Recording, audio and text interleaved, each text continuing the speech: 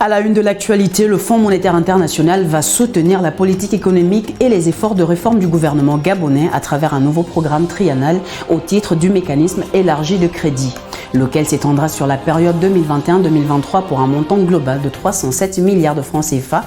Plus de détails dans un instant. Et dans le volet environnemental, le parc national de Livindo est désormais inscrit au patrimoine mondial de l'UNESCO, une autre consécration pour le gouvernement gabonais qui est résolument engagé dans la conservation et la protection de la biodiversité. Nous en parlerons au cours de cette édition. Et puis la livraison du chantier du nouvel aéroport de Libreville est annoncée pour juin 2023. C'est tout pour les titres. Bonjour à tous, bienvenue dans cette édition de la mi-journée sur Média 241.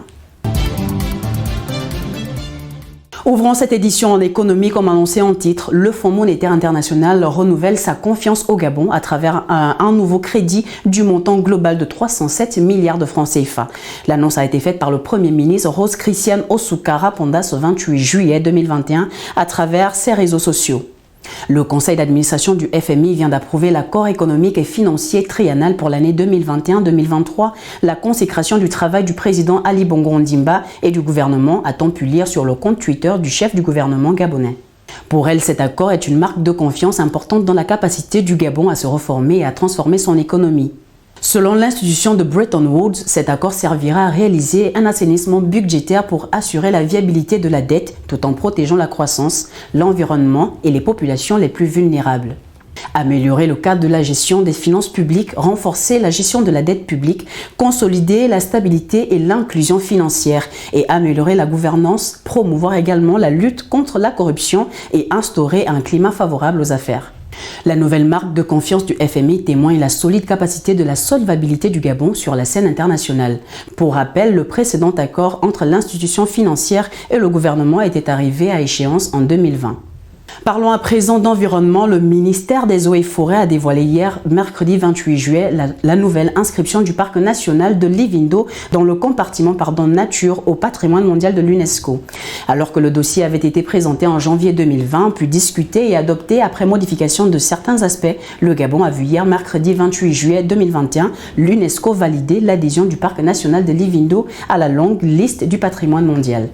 Cette validation intervient après l'inscription en 2007 de l'écosystème du paysage culturel relique de Lopé Okanda dans la province de Logoué-Vindo au patrimoine mondial de cet organisme international.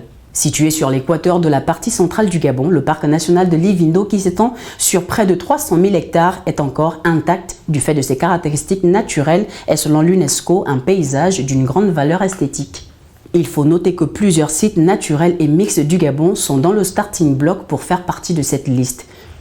Et pour finir, le chantier du nouvel aéroport de Libreville sera livré en juin 2023. Annoncé il y a quelques années pour l'année 2020, la livraison du nouvel aéroport de Libreville qui sera construit sous concession par GC Airport interviendra en juin 2023. C'est l'assurance donnée par le ministre des Transports Brice Constant Paya de passage sur le plateau de l'émission Face à vous le 21 juin dernier. Alors que le projet était à la phase d'étude d'impact technologique il y a seulement quelques mois, sa matérialisation semble certaine au vu de l'annonce de la date de livraison.